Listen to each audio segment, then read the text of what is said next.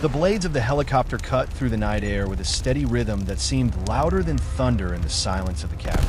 Lieutenant Emma adjusted her night vision goggles, her jaw tight as she scanned the black landscape stretching below.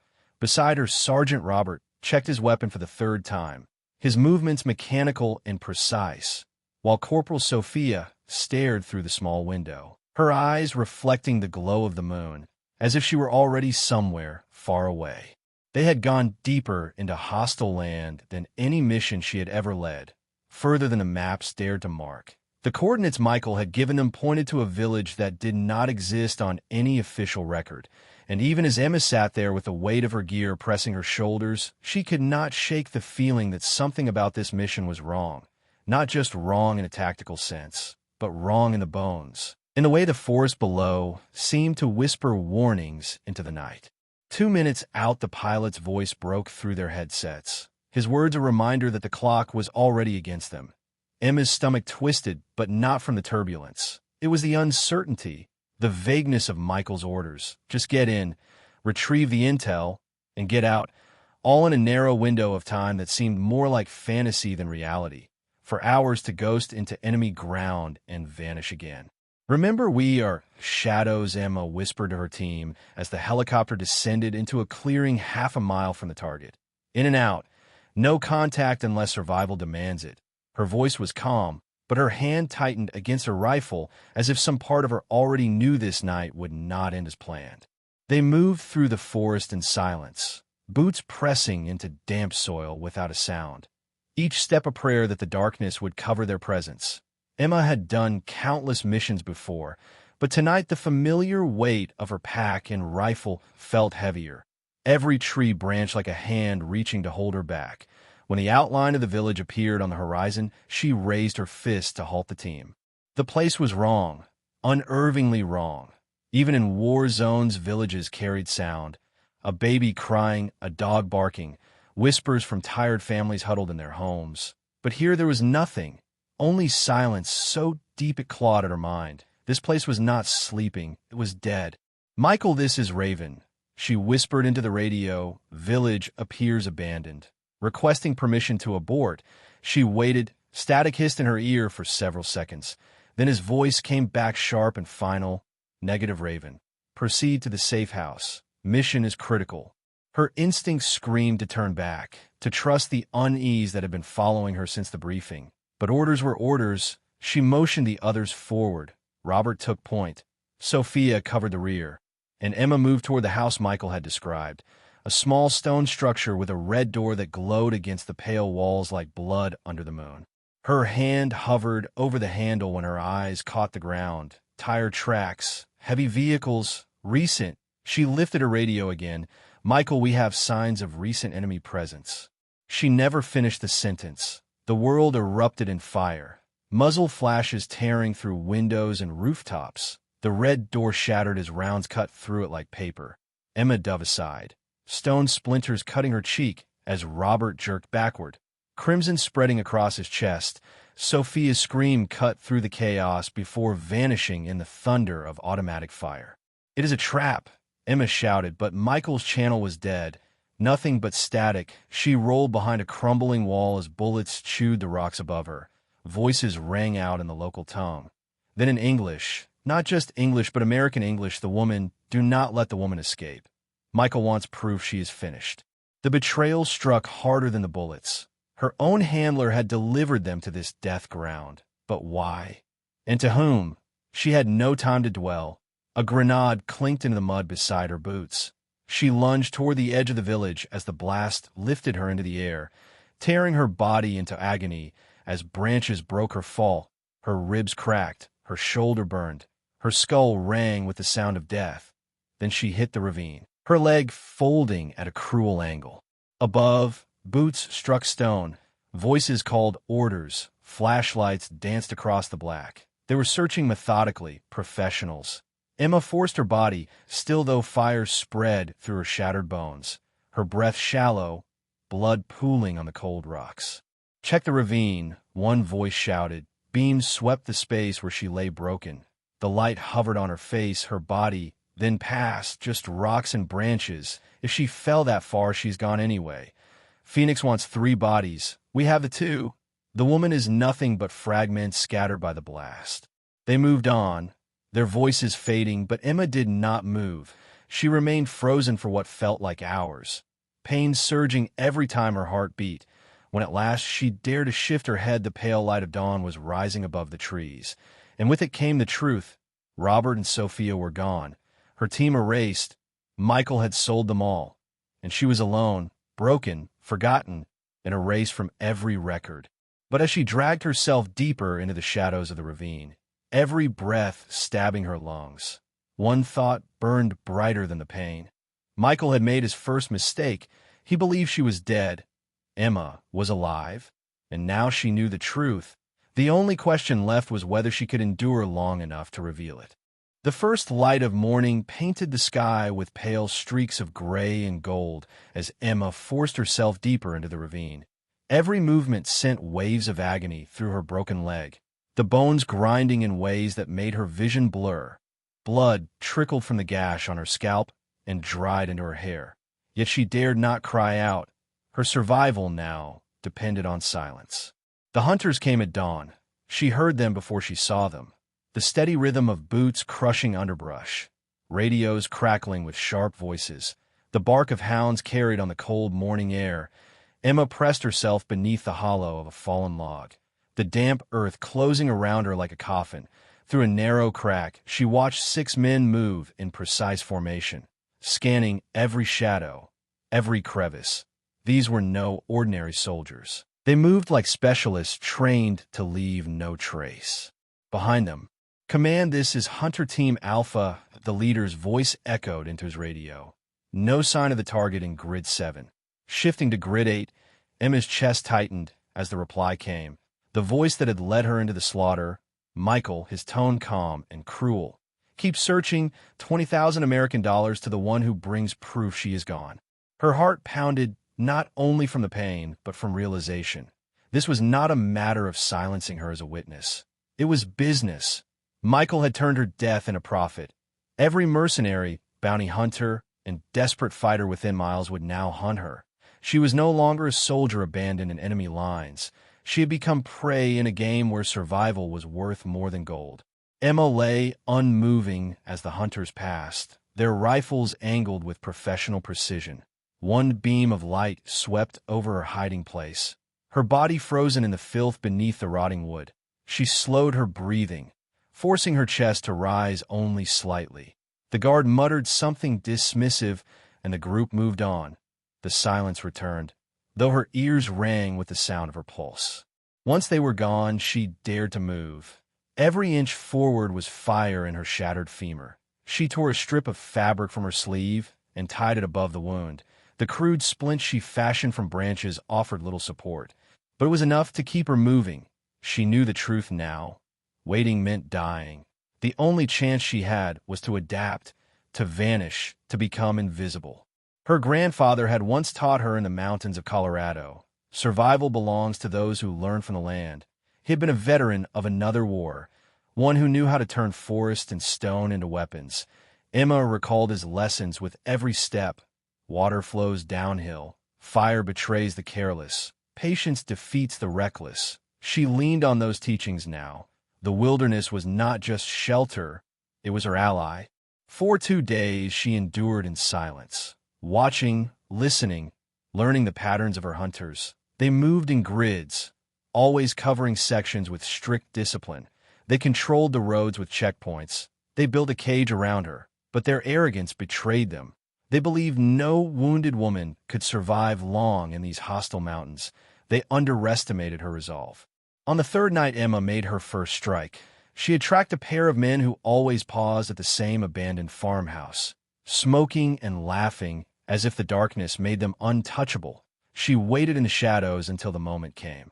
Her knife slid silently through the gap between helmet and armor of the first guard. His body crumpled before he could gasp. The second turned, his eyes wide, but Emma was already behind him, her arm coiling around his throat, the chokehold unyielding until his body sagged into unconsciousness. She searched them quickly, her hands trembling from pain, but her mind sharp. In their packs, she found treasure beyond measure. A map marked with patrol routes and search grids, a field kit with antibiotics and morphine, and best of all, a radio tuned to their frequency. She pressed the device to her ear as she dressed her wounds with steady hands, listening to the chatter of men frustrated by days of failure. Some doubted she still lived. But Michael's voice always came back like a whip. She is out there. Find her. She does not die easy.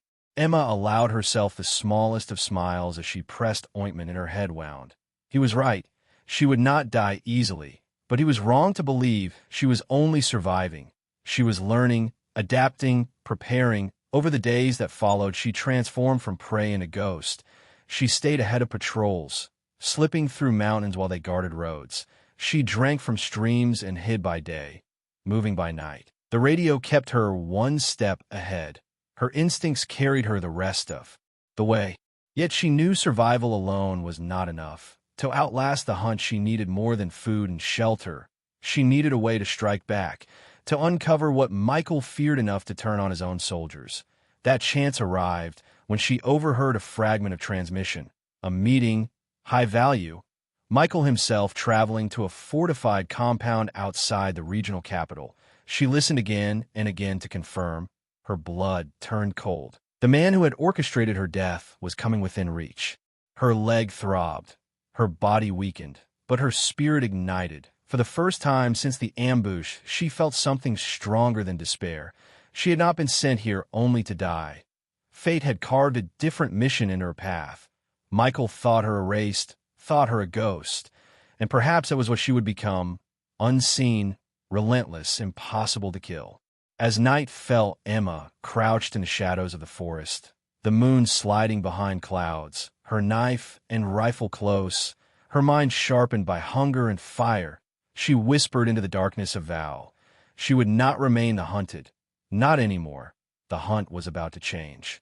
The forest became both prison and sanctuary as Emma stalked its depths. By day she hid beneath roots and stone. By night she moved silently with the shadows. Her broken body slowed her, but the fire in her mind sharpened her steps. She was no longer prey staggering through wilderness. She was learning to breathe like the earth itself, unseen, unheard, untouchable. The stolen radio was her lifeline. Through it she listened to the enemy's rhythm. She marked their patrols, their checkpoints, their frustrations as the days passed. They swept valleys with precision, but when they moved east, she was already heading west. When they locked the roads, she climbed jagged ridges. Her hunger was constant.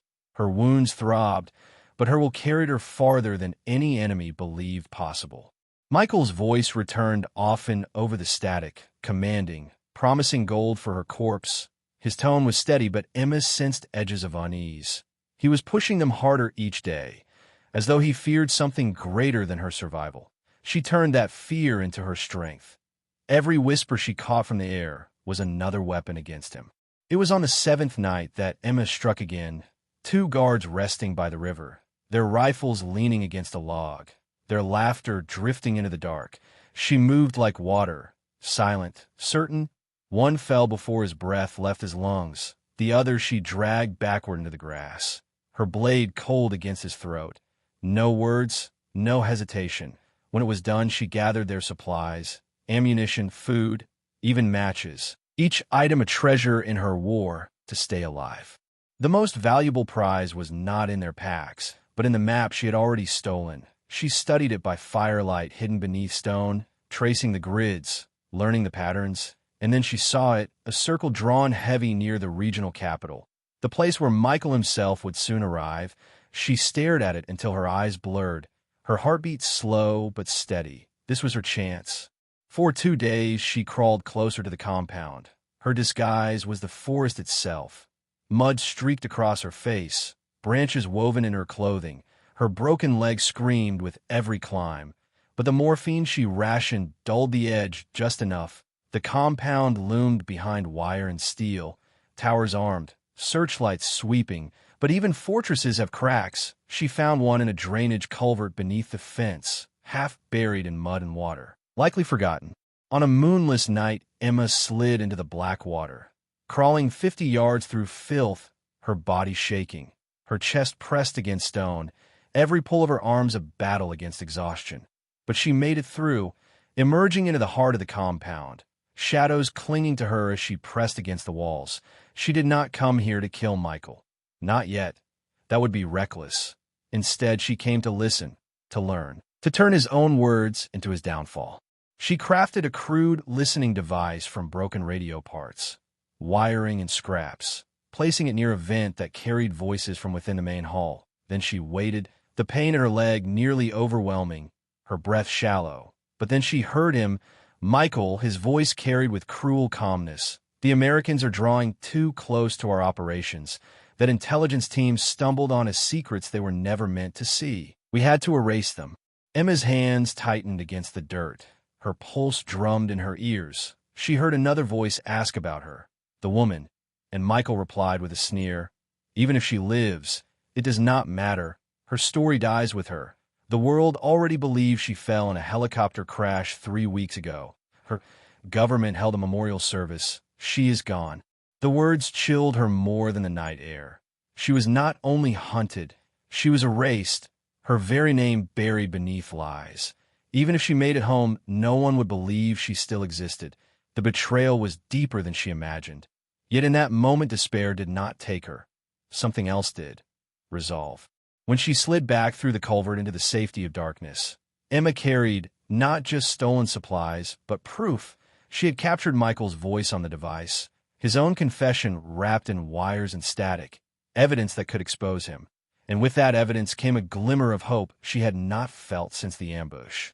Michael had made another mistake. By speaking freely, he had revealed his fear.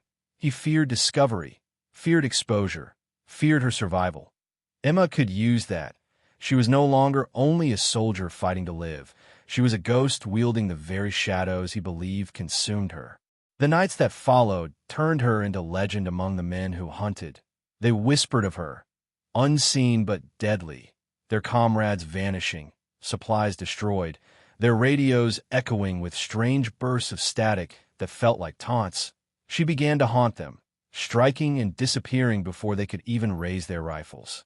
Still, her body weakened. Fever touched her again.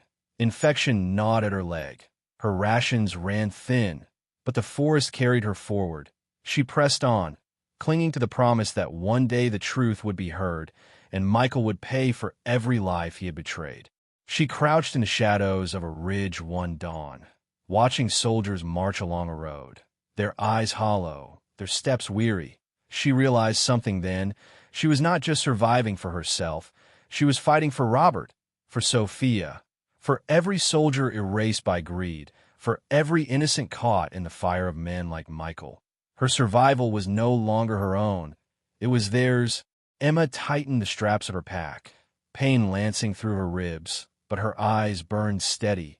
Michael thought her dead, a ghost, and perhaps that was true, but ghosts do not rest. They linger, they strike, they remind the living that the past cannot be buried, and as long as she drew breath, he would never be safe. The fever returned like fire in her blood. Emma staggered through the ruins of an abandoned clinic she had seen in reconnaissance. Her leg gave out beneath her, and she collapsed in the dust, her vision swimming. She believed it might be the end, but when her eyes opened again, she saw not death, but a woman standing over her, middle-aged, strong, a rifle in her hands that looked older than both of them. "American," the woman said, her voice carrying suspicion and sorrow. "You are the ghost they hunt." Emma's hand reached instinctively for her knife, but the stranger shook her head. "If I wanted gold, you would already be gone. My son was 17 when Michael's men killed him for refusing to serve. You are enemy of my enemy." Her name was Amara, and for 3 days she nursed Emma back from the edge of death. She treated the wound with steady hands, boiled herbs for her fever, and spoke of something Emma had not imagined could exist here, a network, not of soldiers, but of civilians, smugglers, and quiet heroes. They called it the Underground Road, not for slaves as in another century, but for the forgotten soldiers, journalists, aid workers, people caught behind the lines. They moved them house to house toward safety. "You cannot walk as soldier anymore," Amara said as she wrapped Emma's leg with fresh bandages. "Michael has your picture in every village, every checkpoint. but a pregnant refugee woman. Nobody looks twice at her. She smiled faintly and revealed the disguise, a padded cloth belly, a hijab, dye for Emma's blonde hair. The transformation took hours. Emma's hair darkened to black, her brows thickened, her skin shaded with makeup that would not wash away easily. Amara even taught her how to walk, slower, cautious, the protective gait of a woman carrying life. Remember, you are Fatima now, fleeing a violent husband. You are tired, frightened. You speak only when spoken to. Never meet the soldier's eyes. The first test came too soon.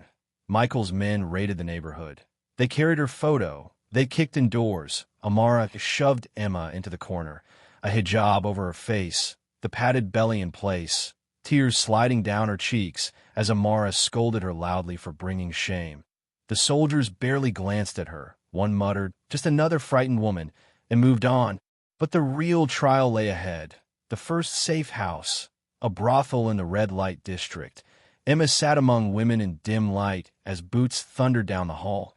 Michael's lieutenant entered, his gaze sharp as he asked the madam, "Who is the new girl?" The madam replied without hesitation, "My niece, pregnant, not working until the child is born." The lieutenant's eyes lingered on Emma for a breathless moment, her gaze downcast, one hand cradling the false belly. She did not breathe until he left. Each safe house brought a new mask. At one she lay among corpses in a morgue, holding still as rats crawled across her body while soldiers inspected the dead. At another, she stood in a schoolroom teaching English to children whose fathers wore enemy uniforms, their voices in the halls speaking of her death as if she were a rumor. At every step the network carried her closer to the border, but danger followed like a shadow. Emma met others in the underground. Dr. Youssef, who set her leg properly and placed real medicine in her pack. Malik, the driver, who smuggled intelligence in the hollow of a spare tire. Even some of Michael's own men, who had grown weary of chasing a wounded woman for coin. Allies appeared like sparks in darkness, each one risking everything to help her move forward. Yet safety was an illusion. At a refugee camp, Emma blended among families, tending to children and carrying water, but Amara arrived with dire news. One of their contacts had been captured, tortured. He revealed safe house locations. "They are coming tonight," she whispered. "We must run." Emma looked around at the camp, the children laughing between tents, the mothers clinging to scraps of hope, the aid workers who risked their lives to serve. And she realized the truth. This was not about her survival alone anymore. She overheard whispers among the refugees, rumors of a massive offensive, Michael's forces preparing to sweep across the camps, not only to find her, but to burn everything, to wipe out thousands, to destroy aid stations and blame it on terrorism. Her heart froze as she pieced it together. The hunt for her had become his cover for massacre. "We cannot warn them," Amara said. "We barely have time to flee ourselves." Emma shook her head slowly, her voice firm despite the fear in her chest. "Then we do not run. We fight." Amara stared at her in silence. Then her eyes softened. "My son would have liked you. I think he also believes some things are worth dying for." The night grew heavy with dread. The network shifted from shadows of escape to soldiers of necessity. Weapons were unearthed from hidden caches. Escape routes were mapped, not for fleeing, but for striking. The underground road had become something else, a rising resistance.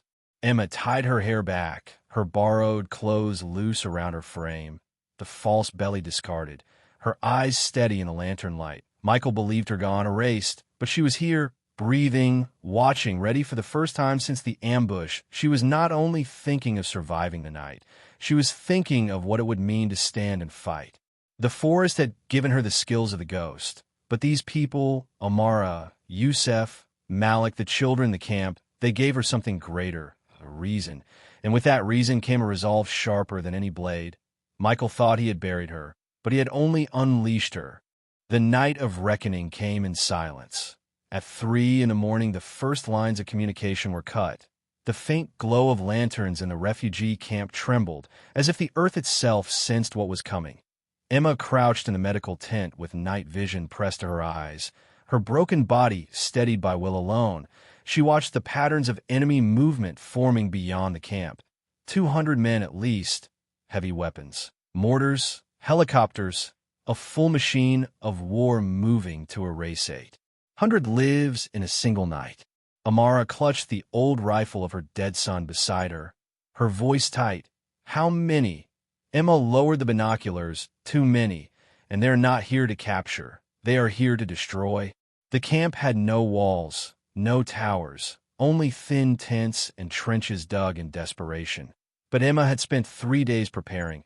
The underground road had become an army of teachers, drivers, medics, mothers, and children old enough to carry a stone. Caches of weapons hidden beneath food stores were unearthed.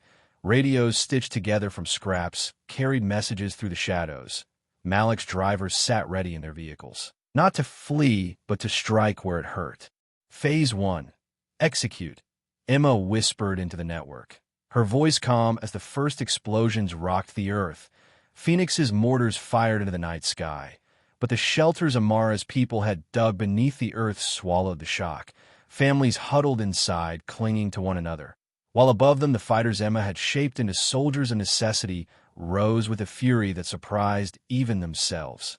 The first strike came from Malik's convoy, cars weaving through dirt tracks, grenades hurled into enemy supply trucks, fire blooming against the night.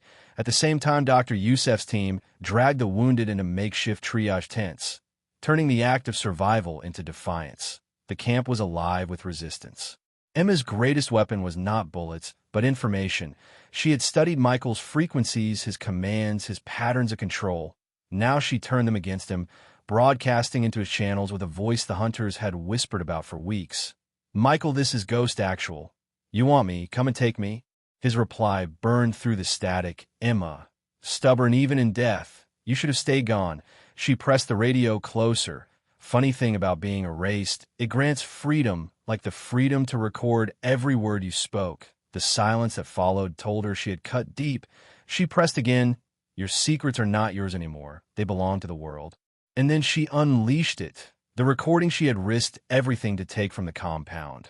Michael's own voice spilling through military bands, civilian radio, even foreign aid frequencies. His confession of betrayal, of arms trading, of the massacre planned. His words traveling farther than bullets, reaching ears that would not forget. "You signed the death warrant for this camp," Michael roared. Emma answered steady. "Maybe, but I also signed yours." The ground shook as enemy tanks rolled forward. Helicopters cut through the sky. Emma steadied her rifle and fired, her shoulder jerking, but her aim true. She knew she could not stop them all. She did not need to. She only needed to hold long enough. She triggered the beacon she had hidden for weeks, not for escape, but for signal, a pulse through the air calling to her own military, now armed with evidence of betrayal. Above the chaos, the sound of rotors grew. American helicopters stormed into the sky, their lights slicing through smoke, their guns roaring against Michael's forces. The battlefield erupted in a fire and thunder. Emma pushed herself forward, her body screaming as bullets tore the ground around her. She had to reach the extraction point. She had to see this through. Then pain cut her shoulder as a sniper's round spun her to the earth. Her breath gone, her vision blurred. Through the haze she saw him, Michael, walking through fire with rage in his eyes, his pistol drawn, his voice dripping venom. 67 days, and you still breathe. You should have remained buried. Emma coughed blood, her words steady perhaps, but then you would not learn the lesson. What lesson? He spat. Never corner a ghost unless you wish to join her. Her hand closed on the detonator she had carried since the siege began. She pressed, and the command post erupted, the blast tearing through Michael and his lieutenants.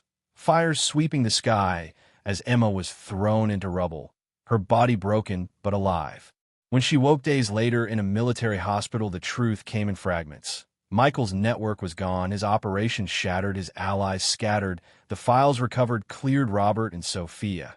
Their names restored, their families told the truth. The refugee camp still stood, every civilian saved, every child alive.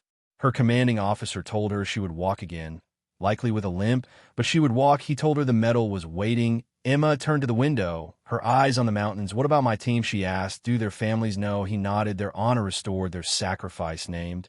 Emma closed her eyes At last she allowed herself to feel the weight lift, the endless fight for survival replaced by silence. Robert and Sophia could rest. The truth had come home. Yet even as her wounds healed, she knew her war was not finished. There would always be men like Michael, carving profit from chaos, erasing names, destroying lives, and there would always be those trapped behind enemy lines with no one to guide them. Emma had walked through fire and shadow. She had become a ghost, but she had returned not as prey, not as fugitive, but as guardian, and her watch was only beginning.